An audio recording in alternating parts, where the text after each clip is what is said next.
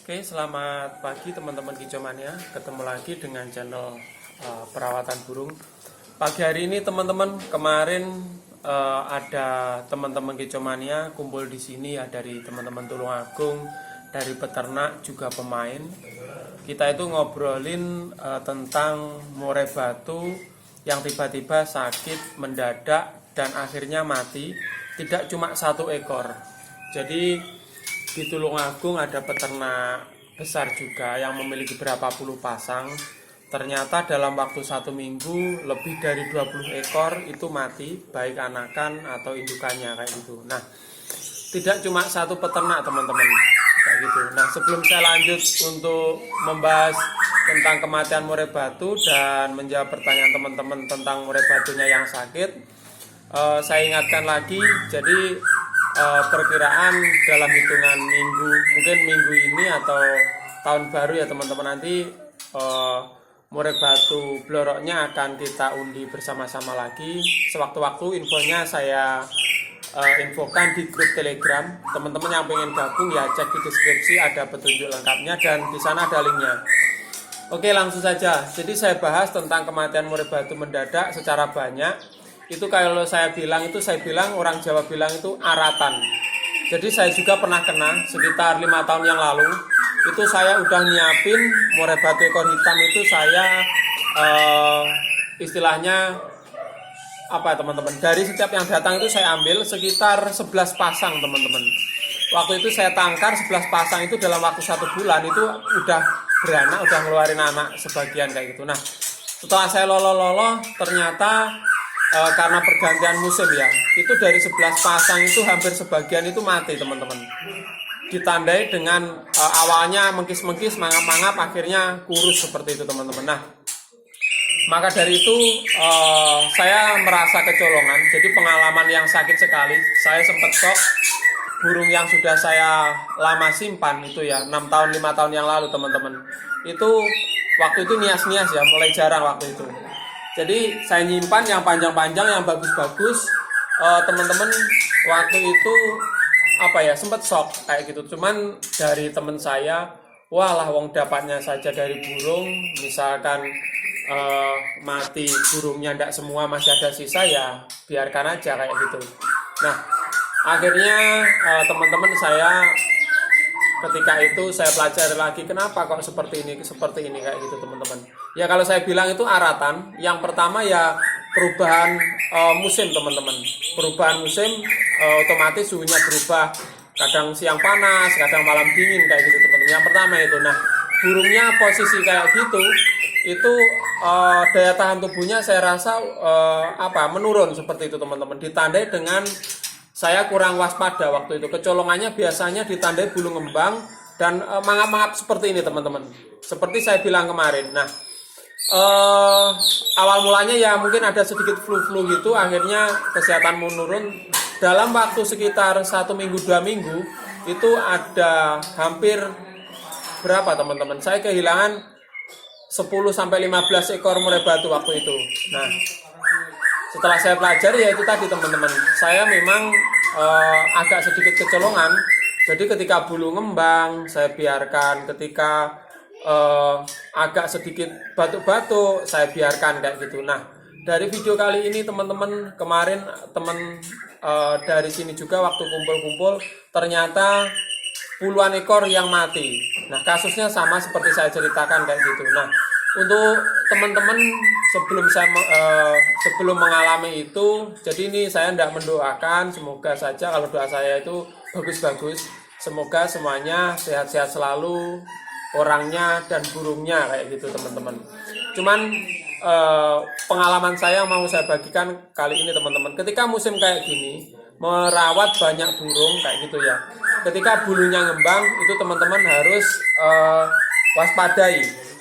Jadi di mana bulu ngembang misalkan bersamaan kayak gitu. Kalau misalkan di kandang mungkin kalau 1 ekor jantannya aja mungkin kawin ya teman-teman. Teman-teman bisa tunggu, pernah saya bahas juga. Tetapi kalau beberapa ekor ada batuknya, kelihatan ngembang, itu harus disendirikan. Karena apa? Ya awal mulanya itu saya rasa ada flu-nya kayak gitu teman-teman. Karena flu juga menular kayak gitu. Jadi Kalau udah kelihatan sakit, untuk antisipasi harus disendirikan, harus dijauhkan supaya tidak menular dengan yang lainnya, supaya lebih aman seperti itu.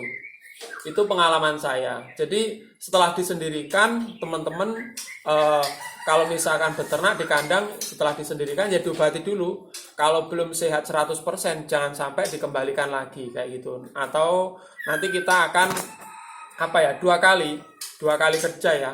Jadi kalau udah sembuh baru dimasukkan, kalau setengah-setengah jangan dimasukkan lagi. Yang pertama itu.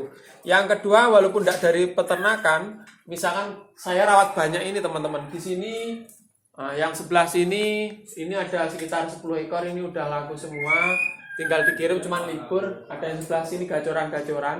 Ini saya hampir setiap hari itu ngeceki teman-teman. Jadi walaupun di sini yang rawat ketika saya kasih settingan ini dirawat sama Pak Wan sama Kang Bambang itu ya hampir setiap hari saya ceki kayak gitu. Misalkan ada keluhan bulu ngembang kok kurang semangat, itu saya teliti, saya sendirikan, kita obati. Sorry, batu-batu ya. Jadi yang pertama itu, jadi yang kedua ya, jadi harus disendirikan teman-teman. Setelah disendirikan diobati.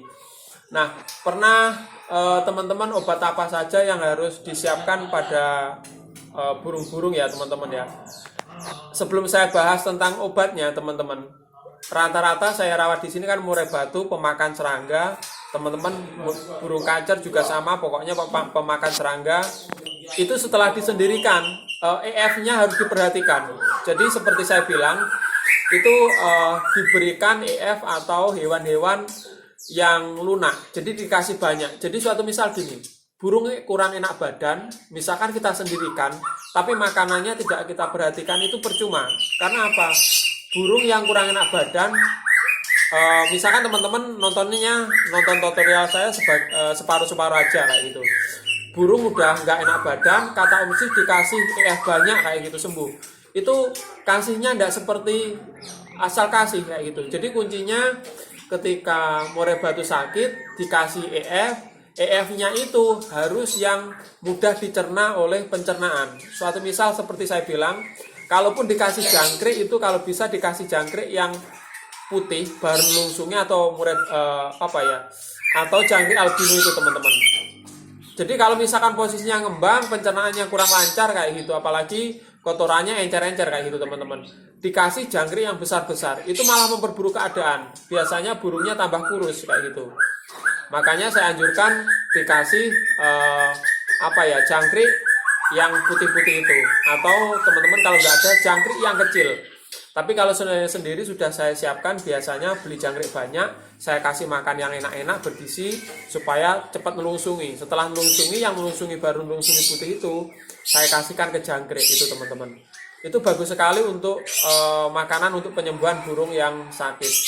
Terus lagi selain jangkrik, kroto juga bagus, ulet bambu juga bagus kayak gitu. Kemarin ada yang tanya, kalau ulet Jerman sebagaimana? Kalau ulet Jerman baru melungsungi itu juga bagus, tapi kalau yang keras itu juga kurang baik kalau untuk burung yang sakit teman-teman kayak gitu. Nah, setelah makanan, sekarang obat-obatan yang harus disiapkan kayak gitu. Biasanya saya gunakan racikan teman-teman. Saya pakai antibiotik racikan yang sudah diracik sama vitamin jadi satu kayak gitu. Ini mungkin agak sedikit ada unsur iklan ya, tapi itu bagus sekali. Udah ratusan burung bahkan ribuan burung yang terselamatkan dengan racikan. Teman-teman bisa ambil obatnya ke admin, di deskripsi ada. Cuman kalau nggak mau jauh-jauh, teman-teman bisa carikan yang tetaklor kayak gitu, yang bisa dicari di toko-toko pakan kayak gitu teman-teman.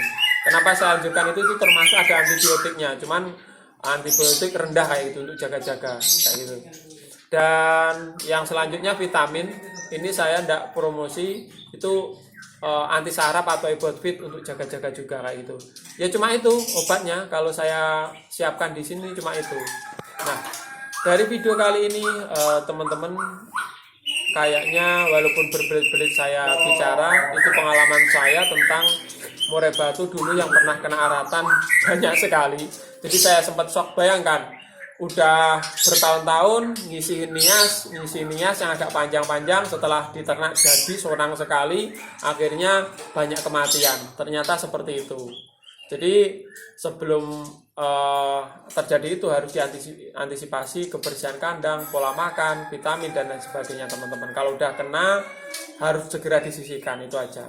Oke teman-teman, video pagi hari ini sekian dulu, semoga bermanfaat. Oke, salam kicomania dari Tulungagung. Nantikan video berikutnya.